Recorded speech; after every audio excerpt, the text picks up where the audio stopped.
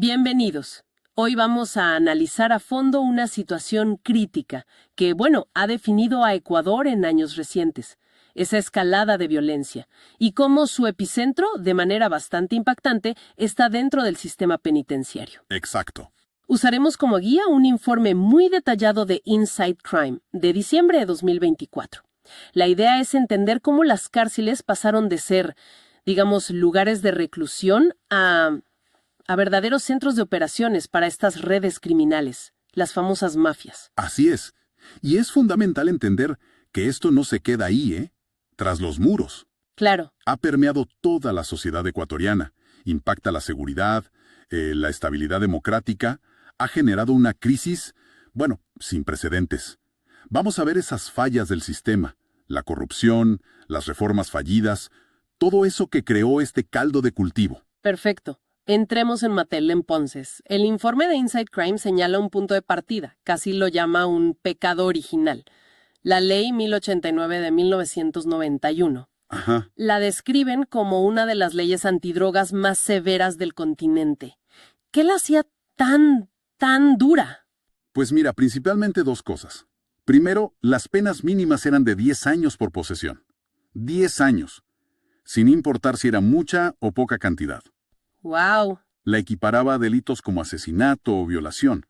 Y segundo, y esto es clave, introdujo la inversión de la carga de la prueba.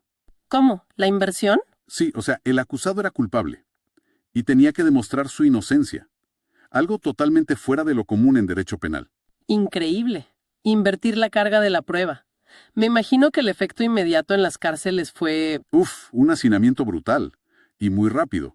Para el año 2000, el sistema estaba diseñado para, menos de 6,000 personas. Ajá. Y ya había más de 8,500 presos. Y ojo, más de un tercio por drogas. Muchos por cantidades mínimas. Claro. La FIDE, la Federación Internacional por los Derechos Humanos, ya en esa época denunciaba condiciones infrahumanas. O sea, edificios en ruinas, falta de higiene, la atención médica casi nula, la comida pésima. Terrible. Y por supuesto, corrupción por todos lados.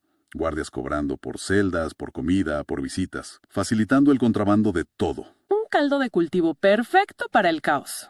En ese ambiente, con tanta gente, tanto abandono, ¿cómo reaccionaron los internos? Pues hubo dos vías, digamos. Por un lado, intentos de organizarse para exigir derechos. Motines, huelgas de hambre, esas cosas. Pero, al mismo tiempo, y esto fue más importante a largo plazo, las bandas criminales, sobre todo las de Guayaquil, vieron la oportunidad. Claro. Empezaron a controlar el contrabando interno. Drogas, alcohol, armas. Montaron redes de extorsión dentro de los pabellones. Tomaron el control interno. Exacto. Y su poder creció tanto que desafiaron a la autoridad. Fíjate que asesinaron a 2 directores de la penitenciaría del Litoral, la cárcel más grande de Guayaquil. Asesinaron a los directores. Sí, en 2005 y 2007, justo cuando intentaron ponerles freno. Eso ya es un nivel de desafío tremendo. ¿Hubo alguna reacción del Estado ante esa bomba de tiempo, como la llamó Correa en su momento? Sí, en 2007 el gobierno de Rafael Correa declaró el sistema en emergencia. Prometió una reforma total, con un enfoque diferente. Ya no solo castigo, sino rehabilitación. Al menos eso se dijo. Suena bien en el papel, ¿no? Un cambio necesario. ¿Y qué implicó esa reforma en la práctica? Se habló de cárceles nuevas, de sacar a gente por delitos menores de drogas. Sí, se invirtió bastante en infraestructura. Construyeron 3 megacárceles nuevas, la Tacunga, Turi en Cuenca, la regional en Guayas, y renovaron parte de la penitenciaría del Litoral. Ajá. La capacidad oficial del sistema subió mucho, como a 29,000 plazas para 2013. Y además, en 2014, cambió el Código Penal, el COIP. El Código Orgánico Integral Penal. Ese mismo. Despenalizó la posesión para consumo personal y puso umbrales según la cantidad de droga. Esto permitió liberar a más de 2,200 personas con efecto retroactivo. O sea, parecía un buen comienzo. Más espacio, menos gente por delitos menores. Parecía, sí. Pero aquí es donde la historia, como dices, se complica. A ver, ¿dónde estuvieron las fallas? Porque el resultado final no fue bueno. Bueno, aquí hay una lección importante, creo yo. Invertir un montón de dinero en ladrillos, en cárceles nuevas, sin una estrategia real de rehabilitación. Ujú. Y sobre todo sin atacar la corrupción y asegurar una buena gestión, pues no solo no funcionó, sino que, sin querer, creó espacios más grandes y centralizados para que las mafias se hicieran más fuertes. O sea, ¿las nuevas cárceles también tuvieron problemas? Muchísimos. Las auditorías, por ejemplo, en La Tacunga, encontraron sobrecostos millonarios, pagos sin justificación, obras mal hechas. Esa cárcel abrió sin agua potable funcionando. ¡No puede ser! Sí, hubo denuncias de corrupción en los contratos supuestamente ligados a gente del partido de gobierno. Y los problemas de siempre seguían ahí. Falta de agua, mala gestión de basura, atención médica deficiente. La comida seguía siendo malísima. Entonces, ¿la infraestructura moderna no se tradujo en mejores condiciones? ¿Y la rehabilitación? ¿Eso sí funcionó? Pues, tampoco. Quedó más que nada en el papel. Faltaban fondos, personal especializado, espacios adecuados. Según datos de la CIDH, menos de la mitad de los presos tenía acceso a algún programa educativo o laboral. Nada. Implementaron un sistema digital para seguir a los presos, el SGP, pero estaba lleno de errores, datos duplicados, información perdida. Un exfuncionario hasta sospechaba que los mismos presos podían entrar al sistema. ¡Qué peligro! Y tampoco se logró separar bien a los presos por peligrosidad. Y la cantidad de presos preventivos, sin sentencia, seguía altísima, más de un tercio. Y encima de todo eso, volvió a subir el hacinamiento, a pesar de las cárceles nuevas. Sí, es irónico, ¿verdad? Hubo presión política mediática para mostrar mano dura con las drogas otra vez, y entre 2015 y 2016 endurecieron las penas de nuevo, revirtiendo parte de la reforma del COIP. ¿Y el resultado? El hacinamiento se disparó, pasó de un ya alto 102% a un insostenible 122% en solo un año. Uf. Obviamente, el descontento creció. Hubo motines feos, como el de La Tacunga en 2015, y los reprimieron con fuerza. Y aquí viene otro punto clave que señala el informe. ¿Cuál? Para mantener una fachada de control, para que no hubiera escándalos, las autoridades carcelarias empezaron a hacer pactos informales con los líderes de las bandas. Pactos. ¿Con las bandas? Sí, un exfuncionario lo dijo clarito. Acuerdos bajo la mesa sobre quién maneja las prisiones. Básicamente, les cedieron el control interno a cambio de una paz muy precaria. Ceder el control interno a las bandas, eso suena a una rendición total del Estado dentro de sus propias cárceles. Y la situación, por lo que veo, empeoró con el siguiente gobierno. Definitivamente. Con Lenín Moreno, desde 2017, se tomaron decisiones que debilitaron todavía más la gestión.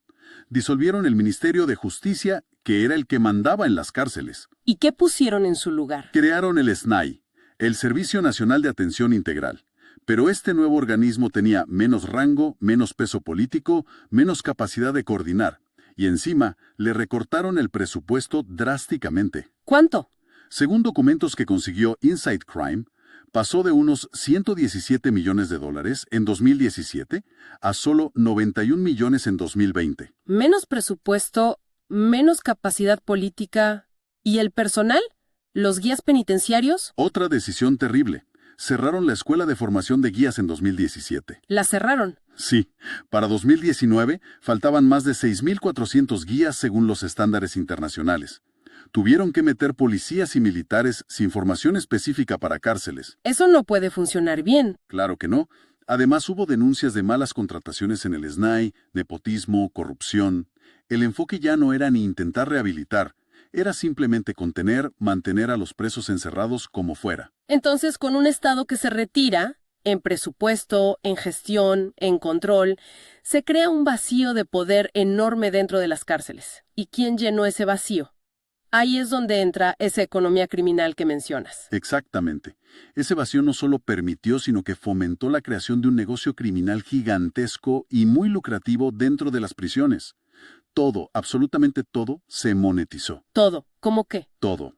Los presos pagaban por entrar al pabellón que les tocaba, por tener un sitio donde dormir a veces solo un colchón en el suelo, por la comida oficial que era malísima y la repartían las bandas. Increíble. Pagaban por agua embotellada, por atención médica básica, por recibir visitas y, claro, por protección, para que no los agredieran o extorsionaran otros presos. Una extorsión constante. Sí, incluso pagaban para entrar a los supuestos programas de rehabilitación, o para que sus papeles de libertad condicional avanzaran, o para que sus órdenes de libertad ya emitidas no se perdieran. Se convirtieron en un mercado cautivo. Es terrible. Totalmente. Un mercado cautivo para todo.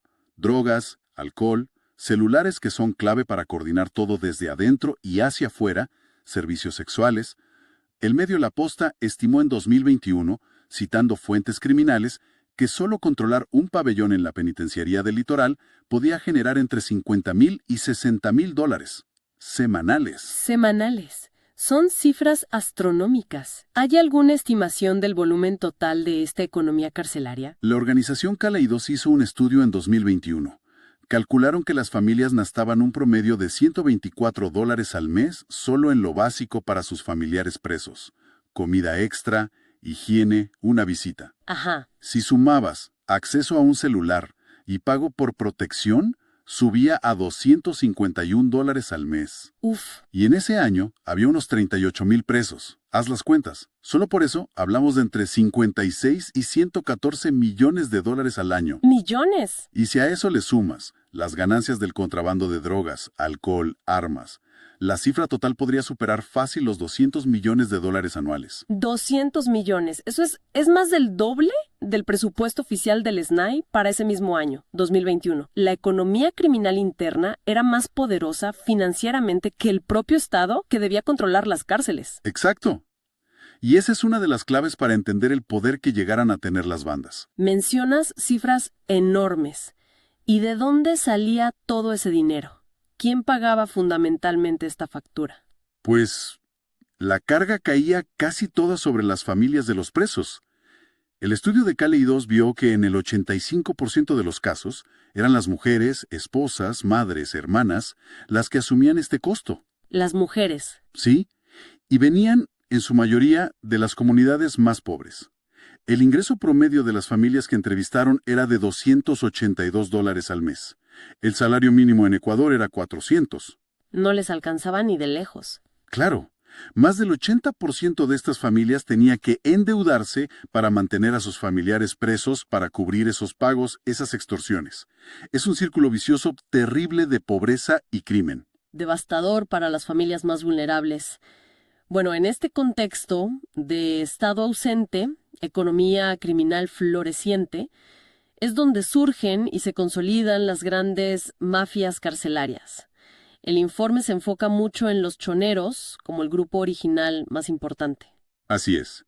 Los choneros empezaron como una banda en Manabí, pero su verdadera transformación, su salto a organización nacional, ocurrió dentro de las cárceles, sobre todo bajo el liderazgo de Jorge Luis Zambrano, alias Rasquiña o JL. Ajá. Y su segundo, Adolfo Macías, Fito. Esto fue después de que los recapturaran tras una fuga masiva en 2013. ¿Y cuál fue la estrategia de Rasquiña? ¿Cómo logró consolidar tanto poder desde la cárcel? Rasquiña fue muy hábil, un estratega. En vez de intentar eliminar a todas las demás bandas, que era imposible, creó una especie de federación criminal. Una federación. ¿Sí? Reclutó a muchas bandas callejeras más pequeñas, facciones de los Nietas, de los Latin Kings, les ofreció acceso a su red de contactos, que incluía funcionarios corruptos, armas, drogas, dinero, pero les dejaba cierta autonomía en sus territorios. Interesante. De esa federación salieron grupos que luego serían mafias muy poderosas por sí mismas. Los Lobos, los Tiguerones, los Chone Killers. Rasquiña era como el gran jefe que articulaba todo. Una federación criminal controlada desde la cárcel.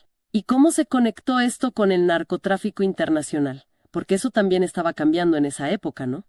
Sí, fue una tormenta perfecta, digamos. Por un lado, las redes tradicionales de narcos colombianos y mexicanos en Ecuador estaban más débiles. Por otro lado, el mercado de cocaína en Europa estaba en auge. Ajá. Y los puertos ecuatorianos, sobre todo Guayaquil, se volvieron clave para esa ruta. Además, la producción de coca en Colombia, cerca de la frontera, estaba en niveles récord. Un escenario propicio. Exacto. Entonces, narcos ecuatorianos que estaban creciendo vieron la oportunidad y se asociaron con estas mafias carcelarias de los choneros. Necesitaban su logística, su seguridad, su mano de obra violenta. O sea que las bandas carcelarias pasaron de ser actores locales a piezas clave en el narcotráfico transnacional. Correcto. Dejaron de ser solo sicarios o pequeños traficantes. Se volvieron socios logísticos indispensables y empezaron a cobrar no solo en dinero, sino también en droga. Ah, claro. Y eso les dio participación directa en el negocio internacional. Sus ganancias y su poder se multiplicaron.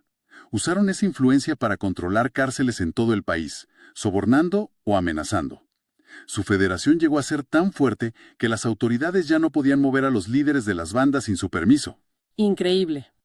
Consolidaron su dominio después de una guerra interna muy sangrienta contra rivales como el Cubano y los Lagartos, entre 2019 y 2020.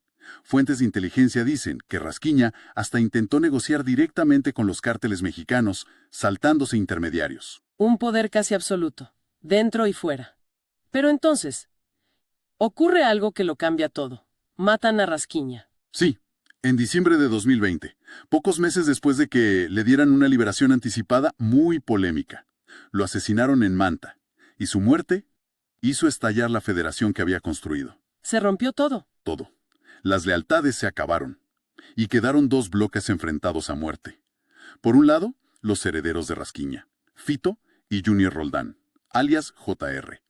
Por otro, los que querían el poder, los Lobos, Tigrones, Chone Killers. Y ellos se unieron. Sí, se autodenominaron Nueva Generación, y contaron con el apoyo de un narco muy poderoso que estaba emergiendo, Leandro Norero. Él tenía sus propias redes y mucho dinero. Y con la cabeza de la federación fuera, y estas nuevas facciones peleando, ¿cómo cambió la violencia? ¿Fue solo más violencia o fue diferente? Fue una explosión de violencia sin precedentes, en escala y en brutalidad. En febrero de 2021, solo 2 meses después de la muerte de Rasquiña, vimos las primeras masacres coordinadas. ¿Las de las 4 cárceles? Esas mismas. 79 muertos oficiales. Fue una demostración de fuerza de la nueva generación. Y la tasa de muertes violentas en las cárceles se disparó. A ver, de 8 por cada 10,000 presos en 2019, saltó a 83 en 2021. ¡Qué barbaridad! La penitenciaría del Litoral se volvió un infierno. La masacre de septiembre de 2021, al menos 119 muertos. Algunos dicen 126. Otra en noviembre, 68 muertos. Y claro, toda esa violencia carcelaria se desbordó a las calles. La tasa de homicidios nacional se duplicó entre 2019 y 2021. Una escalada brutal. Frente a estas masacres, ¿cuál fue la respuesta del Estado? El informe dice que fue de ineficaz a perjudicial. Menciona incluso colaboración entre policías y bandas. Y esa política de asignar pabellones por banda. Sí, ese es uno de los puntos más críticos. El informe cita fuentes que hablan de intercambio de información entre policías de inteligencia penitenciaria y las bandas. Colaboración, aparentemente. Pero quizás lo más grave fue esa política no oficial, pero sistemática, de asignar pabellones enteros a bandas específicas. Suena contraproducente. ¿Cuál era la lógica, supuestamente? Ordenar el caos. La lógica aparente era esa, sí. Reducir las peleas dentro de los pabellones dando a cada banda su territorio. Pero el efecto real fue catastrófico. ¿Por qué? Porque cementó el poder de cada magia en su zona dentro de la cárcel. Les dio control total del negocio ahí y les facilitó planear ataques contra pabellones rivales. Un ex policía lo dijo claro en el informe. En lugar de separar a los miembros de las bandas, les asignaron áreas específicas, y ahí fue cuando el problema de las matanzas empeoró. Claro. En Sina combinaron esto con traslados masivos de presos entre cárceles, muchas veces sin criterio. Ponían a miembros de bandas rivales en cárceles dominadas por sus enemigos, y eso provocó más masacres en Turi y Bellavista, el Inca. Un desastre. Y la violencia no solo se quedó dentro, escaló a un desafío directo al Estado afuera. Sí, noviembre de 2022. Las autoridades intentaron mover a líderes de los Lobos y Tiguerones dentro de la penitenciaría, y la respuesta fue una ola de ataques coordinados fuera. En Guayaquil, en otras ciudades. Recuerdo eso. Policías asesinados, coches bomba. Cuerpos colgados de puentes, con mensajes amenazantes contra el gobierno de Lazo. Fue la primera vez que mostraron esa capacidad de acción coordinada, tipo terrorista, a gran escala, como respuesta a lo que pasaba en las cárceles. Un punto de inflexión aterrador. ¿Cómo reaccionó el gobierno de Lazo ante eso? Intentó 2 cosas. Por un lado, impulsó la Ley de Uso Legítimo de la Fuerza en 2022, para dar marco legal a intervenciones militares más fuertes, aunque limitadas, en las cárceles. Ajá. Por otro lado, creó una comisión de diálogo penitenciario para buscar soluciones. El informe de esa comisión fue durísimo. Dijo que las cárceles eran almacenes de castigo y escuelas de delincuentes. ¿Y el diálogo funcionó? Hubo intentos con los líderes de las bandas, pero el mapa criminal seguía cambiando. Hubo una nueva alianza. Chone Killers y Tiguerones volvieron con los choneros de Fito y JR, pero los Lobos siguieron siendo el principal rival. Y esta reconfiguración llevó a otro evento clave, el asesinato de Leandro Norero. Correcto. Octubre de 2022. A Norero, el que financiaba a los Lobos y la nueva generación, lo mataron en una masacre en La Tacunga. 16 muertos en total. ¿Y qué consecuencias tuvo su muerte? Primero, dejó a los Lobos sin su principal financista. Pero lo más importante, destapó el caso Metástasis. Ah, sí, el de los teléfonos. Exacto. Con la información de sus teléfonos, la Fiscalía descubrió una presunta red gigante de corrupción. Infiltraba el sistema judicial, policial, penitenciario. Llegaba supuestamente hasta el jefe del SNAI de ese momento, Pablo Ramírez. El caso Metástasis expuso la profundidad de la corrupción. Y en medio de esa crisis, llegamos a 2023. Un año políticamente muy movido. Sí, la crisis política, la muerte cruzada, la salida de Lazo y en plena campaña electoral, el asesinato del candidato Fernando Villavicencio, que denunciaba mucho al crimen organizado. Terrible. En ese clima, ganó Daniel Noboa, que prometió mano dura. Y la mano dura se puso a prueba casi inmediatamente, ¿no? Sí, apenas empezó su gobierno, enero de 2024. Se fugan dos líderes clave, Adolfo Macías, Fito, de los Choneros, y Colón Pico, un líder de los Lobos. Se fugaron. ¿Así nomás? Parece que justo antes de que los movieran a una cárcel de máxima seguridad. Y la respuesta de las bandas fue el caos total. Motines en varias cárceles, tomando rehenes, ataques en las calles, y lo que dio la vuelta al mundo, la toma en vivo de TC Televisión. Ese momento fue impactante. ¿Y la respuesta de Noboa? Declaró un conflicto armado interno. Catalogó a 22 bandas como terroristas, una lista que algunos expertos criticaron un poco, y desplegó masivamente a las Fuerzas Armadas en las calles y sobre todo para retomar el control de las cárceles, usando esa ley de uso legítimo de la fuerza que se había modificado. Y al principio pareció que funcionaba. Vimos imágenes de militares controlando todo, los homicidios bajaron. Sí, en un primer momento, sí. La intervención militar logró retomar el control físico de las prisiones. Desmantelaron las comunicaciones de las bandas desde adentro, incautaron miles de teléfonos, antenas de internet, y los homicidios a nivel nacional bajaron bastante. Hubo una sensación, temporal, de que el Estado recuperaba la autoridad. Pero el informe de Inside Crime y otras fuentes también plantean serias dudas sobre si esto es sostenible y el costo que tiene. Exacto. Por un lado, organizaciones como Human Rights Watch han denunciado graves violaciones a los derechos humanos, presuntamente cometidas por militares y policías en estas intervenciones. Torturas, tratos crueles, desapariciones, incluso posibles ejecuciones extrajudiciales dentro de las cárceles. Muy grave. Por otro lado, hay señales preocupantes de que los problemas de fondo siguen ahí. Sigue entrando contrabando a las cárceles, quizá menos, pero sigue. Han salido denuncias de corrupción también entre los militares desplegados. El SNAI, el organismo civil, sigue sin una reforma real, sin depuración. O sea, ¿lo estructural no ha cambiado? Parece que no. Y lo más alarmante, la violencia carcelaria ha empezado a resurgir. La masacre en la penitenciaría en noviembre de 2024, con al menos 17 muertos, sugiere que las bandas se están reorganizando, rearmando, recuperando espacios, incluso peleándose otra vez por el negocio de la comida adentro. Es decir, la intervención militar podría haber sido una contención temporal, pero no la solución de raíz. ¿Y qué ha pasado fuera de las cárceles mientras tanto? Pues parece que la presión militar dentro aceleró algo que ya venía pasando, la atomización de las grandes mafias. Atomización. Sí, las bandas callejeras que antes respondían a los choneros o los lobos, ahora muestran menos lealtad. Surgen grupos más pequeños, locales, disidentes. El mapa criminal está más fragmentado. ¿Y eso es bueno o malo? Es complejo. Estos grupos más pequeños compiten por territorios y se financian cada vez más con delitos que afectan directamente a la gente. Sobre todo la extorsión, que ha subido muchísimo según la policía. Claro, el crimen que más siente la gente en la calle. Exacto. Y los homicidios. Aunque no están en el pico terrible de 2023, han vuelto a subir y se mantienen en niveles históricamente muy altos para Ecuador. Y la estrategia del gobierno parece seguir enfocada en lo militar, lo punitivo. El referéndum de abril de 2024 para endurecer penas, la extradición, las nuevas cárceles de máxima seguridad, pero sin atacar quizá esas causas profundas que menciona el informe. Tener efectos a corto plazo. Pero no atacan las raíces del problema. Entonces, recapitulando este recorrido, que ha sido complejo y bastante sombrío, hemos visto cómo una mezcla tóxica de leyes muy duras, reformas carcelarias que sonaban bien pero fallaron por mala ejecución y corrupción, un abandono del Estado en presupuesto y gestión, y esa incapacidad crónica para frenar la corrupción, transformaron las cárceles ecuatorianas.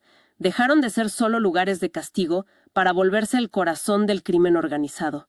Incubaron y potenciaron mafias que terminaron desatando una crisis de violencia nacional. Con un costo humano terrible. Especialmente para las familias más vulnerables, que, como vimos, terminan financiando involuntariamente parte de esta maquinaria criminal. Extremino. Sin duda, la intervención militar de 2024 sí marcó un antes y un después. Desarticuló, al menos temporalmente, ese control férreo que tenían las grandes mafias desde las prisiones. Pero la pregunta fundamental que deja el análisis de Inside Crime y que sigue ahí es, si no hay una estrategia integral que ataque de raíz la corrupción endémica que pudre el sistema penitenciario y otras instituciones, si no se ataca la falta de oportunidades que empuja a tantos jóvenes a las bandas, si no se fortalecen las instituciones del Estado más allá de la fuerza bruta, ¿está Ecuador simplemente barajando las cartas para un nuevo ciclo de violencia y crimen organizado? Quizás uno diferente. Quizás más fragmentado, más impredecible, y por eso más difícil de combatir a largo plazo. ¿Qué se necesita realmente, más allá de los militares, para romper este ciclo devastador? Esa es la reflexión crucial que nos queda pendiente. Bienvenidas y bienvenidos. Hoy vamos a explorar una realidad muy dura, muy compleja en Ecuador. Sí, una realidad que preocupa mucho. Hablamos de la conexión cada vez mayor de niños, niñas, adolescentes con el crimen organizado. Exacto. Y bueno, tenemos como base un estudio muy detallado, una especie de radiografía hecha en 9 ciudades de la costa. Un estudio muy necesario, la verdad. Para que tengamos una idea clara desde el principio, entre 2019 y 2023, los homicidios de menores, se dispararon. Un 640%. Uf, es una cifra brutal. 640%. Cuesta hasta decirlo. Y ojo que incluso en 2024, cuando hubo un pequeño respiro, una baja en los homicidios generales, sí hubo un leve descenso. Los de menores de 17 años siguieron subiendo. Casi un 9% más. Increíble. O sea que la tendencia en ellos es distinta. Claramente. Hay una crisis ahí. Necesitamos entender qué está pasando realmente, más allá de los números fríos. Precisamente. Y esa es la idea hoy, ¿no? Ir más allá del titular fácil, eso de reclutamiento forzado, que a veces se escucha. Ajá. Este estudio, que es muy riguroso, nos habla de algo más complejo. Usa el término vinculación. Vinculación. Sí, una vinculación que tiene que ver con lo social, lo económico, la falta de oportunidades, hasta con temas culturales, podríamos decir. Vamos a desmenuzar un poco lo que encontró esta investigación. Perfecto. Pero antes de meternos de lleno en esa vinculación, pongamos un poco el contexto, ¿te parece? Fundamental. Porque Ecuador no llegó a esto de un día para otro. Desde 2020 más o menos, el país vivió una escalada de violencia terrible. Muy, muy fuerte. Relacionada con la fragmentación de los grupos criminales, ¿no? Las disputas por territorio, la crisis en las cárceles. Tal cual. Y llegamos a 2023 con la tasa de homicidios más alta de América Latina. 46.3 por 100.000 habitantes. Una locura. Durísimo. Y ciudades como Durán, Guayaquil, Esmeraldas, Machala, se volvieron focos rojos. Salían en rankings internacionales de las más violentas. Tristísimo. Y claro, este contexto de violencia tan extrema, impacta de lleno en los más jóvenes. Por eso el estudio se centró justo ahí. En adolescentes, ¿de qué edades? De 12 a 17 años. Y en las zonas más calientes. Manta, Portoviejo, Machala, Babahoyo, Quevedo, Esmeraldas, Santa Elena, Guayaquil y Durán. 9 ciudades clave. Exacto. Y para entender bien, usaron una mezcla de métodos. Hicieron encuestas a casi 3.000 estudiantes, para tener la foto grande, digamos. La parte cuantitativa. Eso. Pero también hicieron entrevistas, grupos de discusión. La parte cualitativa. Claro. Y esa combinación es clave. Claro, para entender el cómo y el por qué, no solo el cuánto. Justo. Te permite entender no solo cuántos viven algo, sino cómo lo viven, cómo lo sienten, cómo lo interpretan ellos mismos. Y ya los números de esas encuestas, bueno, te dan una idea de la escala. Más de la mitad, el 51.1%, dijo que sabía que había bandas en su propio barrio. Más de la mitad. Es muchísimo. Imagínate. Y en lugares como Santa Elena y Durán, esa cifra sube al 75-77%. Es brutal. O sea, es algo cotidiano, normalizado. Totalmente normalizado. Y ojo, no es solo saber que existen. Más de 1 de cada 4, el 27.6%, conoce personalmente a miembros de bandas. O sea, vecinos, conocidos. Exacto. Y aquí viene un dato que realmente impacta. El 13.6% tiene familiares directamente metidos en esto. Familiares. Wow. Y fíjate en Esmeraldas, ahí es casi el 26%. 1 de cada 4 jóvenes tiene a alguien de su familia en un grupo criminal. La línea se borra completamente. Es que ahí la conversación se pone más compleja, ¿no? Porque el estudio insiste mucho en esto de vinculación criminal en vez de reclutamiento. Sí, hacen mucho hincapié en eso. Y uno podría pensar, bueno, es un eufemismo. Se está suavizando algo que es gravísimo. ¿Cuál es la diferencia real que quieren marcar? Es una buena pregunta, la verdad. Pero la intención no es suavizar, sino ampliar la mirada. Reclutamiento suena mucho a fuerza, a obligación, ¿no? Claro, a que te agarran y te meten. Exacto. Y eso existe, ¿eh? El estudio recogió testimonios, sobre todo en Durán, de amenazas, de obligación directa. No hay que negarlo. Ok. Pero lo que dicen es que esa no parece ser la única vía, ni siquiera quizás la principal. Vinculación intenta abarcar más. ¿Qué más abarca? Pues, desde la presión más sutil del grupo de amigos, del barrio, hasta una atracción activa por lo que la banda parece ofrecer. Es entender por qué un chico, una chica, incluso sin que le pongan una pistola en la cabeza, empieza a acercarse a orbitar y al final se integra. Entiendo. O sea, no es solo que los obligan, sino que a veces encuentran algo ahí, algo que no tienen en otro lado. Exacto. Fíjate en las motivaciones que ellos mismos mencionaron en la encuesta. Las que más salieron fueron sentirse importante, respetado. Algo muy potente a esa edad. Muy potente, sobre todo si te sientes invisible o menospreciado en otros ámbitos. También la influencia de amigos que ya están adentro. Y bueno, la necesidad económica pura y dura. Y la coerción directa, la amenaza. Salió mencionada, pero por un 13% de los que admitieron pertenecer a una banda. Es un número importante, no hay que minimizarlo para nada, pero te dice que hay otros factores con muchísimo peso también. O sea, la búsqueda de estatus, de pertenencia, de respeto, cosas básicas que el entorno formal, la familia, la escuela, la comunidad, parece que no está logrando darles a muchos. Y que estos grupos, de una forma totalmente perversa, prometen llenar. El estudio habla de esto como una especie de subcultura criminal. Ajá, como un mundo paralelo con sus propias reglas. Justamente, crean un sistema de valores alternativo. Donde no hay laburo, la banda ofrece plata fácil. Donde no hay reconocimiento, ofrece estatus, aunque sea por la violencia o por mostrar cosas. Donde hay miedo, ofrece una protección. Falsa, claro. Y mencionan un concepto sociológico, deriva o drift.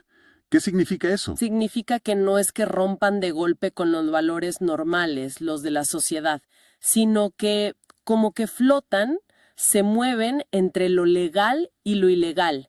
Van desarrollando justificaciones para lo que hacen. No es una conversión de un día para otro, es más bien un deslizamiento. Un proceso gradual. Exacto, un proceso. ¿Y cómo empieza ese proceso? ¿Cómo es el primer contacto?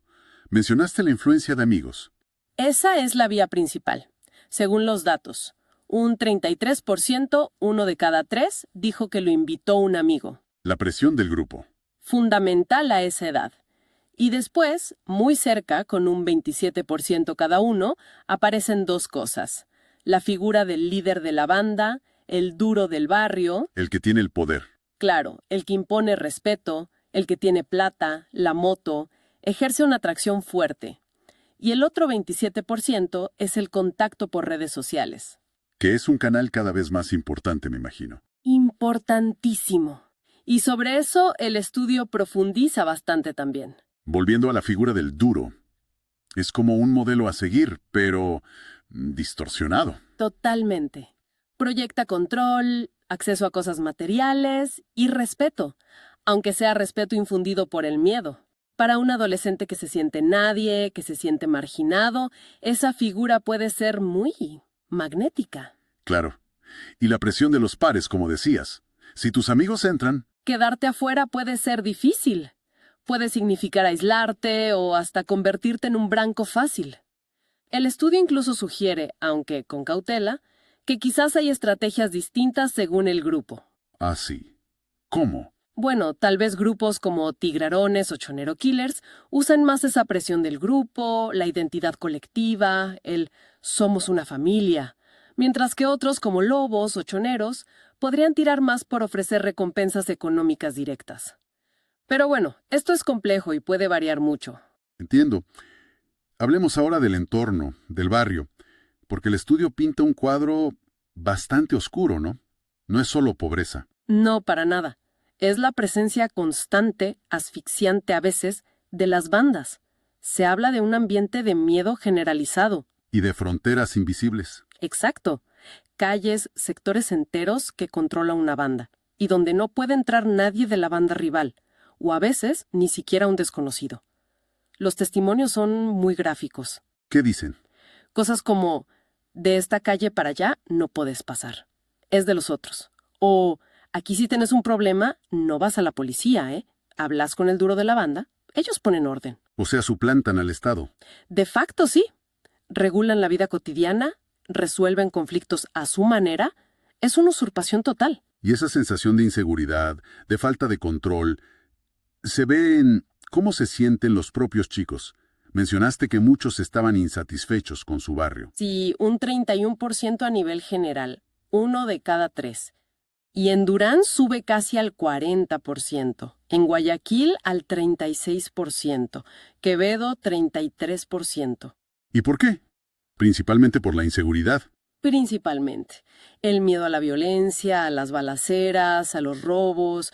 Es muy difícil pensar en un futuro, en un proyecto de vida, si no te sentís seguro ni en tu propia esquina. Y lo terrible es que esa inseguridad parece que no se queda en la calle, se mete también en la escuela. Lamentablemente sí. Uno esperaría que la escuela fuera un espacio seguro, ¿no? Un refugio. Pero Pero el estudio dice otra cosa. dice otra cosa. Muchos chicos perciben sus colegios como inseguros. En las entrevistas salieron historias muy preocupantes. ¿Cómo cuáles? Haber visto peleas con armas, escuchado balaceras cerca, robos dentro del colegio. Y las famosas vacunas. Las extorsiones. Sí, esas extorsiones, cobros ilegales bajo amenaza, a estudiantes, a veces incluso a profesores. No es raro, entonces, que entre el 10% y el 25%, según la ciudad, se sienta insatisfecho con su escuela. Es que si la escuela, que debería ser el lugar seguro por excelencia, también te da miedo, ¿dónde te refugias? Exacto. El sistema está fallando ahí de manera muy grave. Pierde toda su capacidad de ser un factor protector. Hablando de factores protectores. Y la familia. Mencionamos que a veces hay familiares involucrados, lo cual es un riesgo enorme. Pero puede ser también un escudo. Sí, definitivamente puede serlo. A ver, el panorama es complejo. No hay una sola respuesta.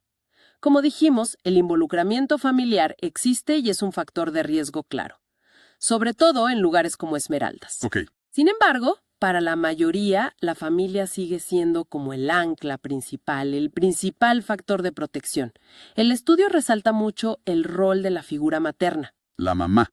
Sí, está presente en el 90% de los hogares que encuestaron, y en general es percibida como un pilar, como la que transmite valores, la que apoya. Eso es importante. Mucho. Ahora, Claro, si falta supervisión porque los padres trabajan todo el día, si hay abandono, si el ambiente en casa es violento, todo eso aumenta la vulnerabilidad del chico o de la chica, pero no es una causa directa única, ¿se entiende? Interactúa con todo lo demás. Claro, es un factor más en un cóctel complejo. Y hay diferencias entre chicos y chicas en cómo les afecta todo esto. Sí, el estudio marca diferencias claras en roles y riesgos. La pertenencia directa a la banda, usar armas, eso según la encuesta es más cosa de varones. Un 4.1% de ellos lo admitió, frente a un 3% de las chicas. Ajá. Sin embargo, las chicas se enfrentan otras formas de vinculación muy específicas y peligrosas. Por ejemplo.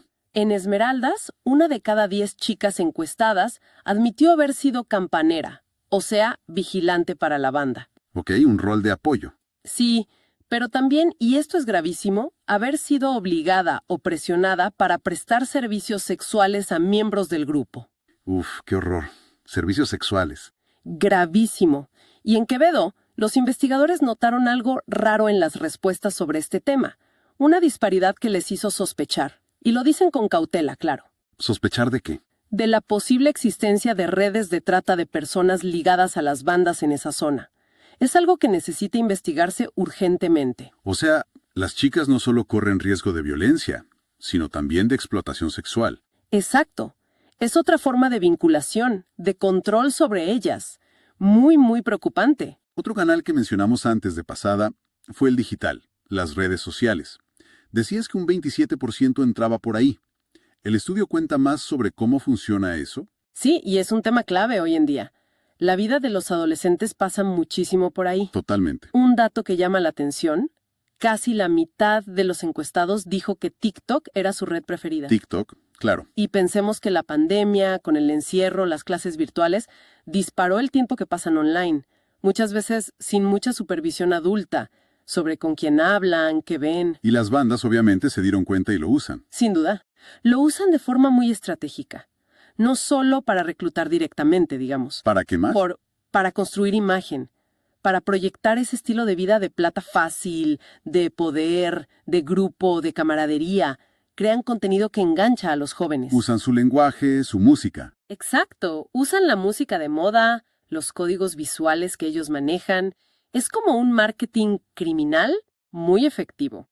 Llegan directo a su público en el lugar donde se sienten más cómodos. Y el contacto directo, la invitación, ¿cómo se da? Les mandan un mensaje por TikTok. Lo que sugiere la encuesta es interesante.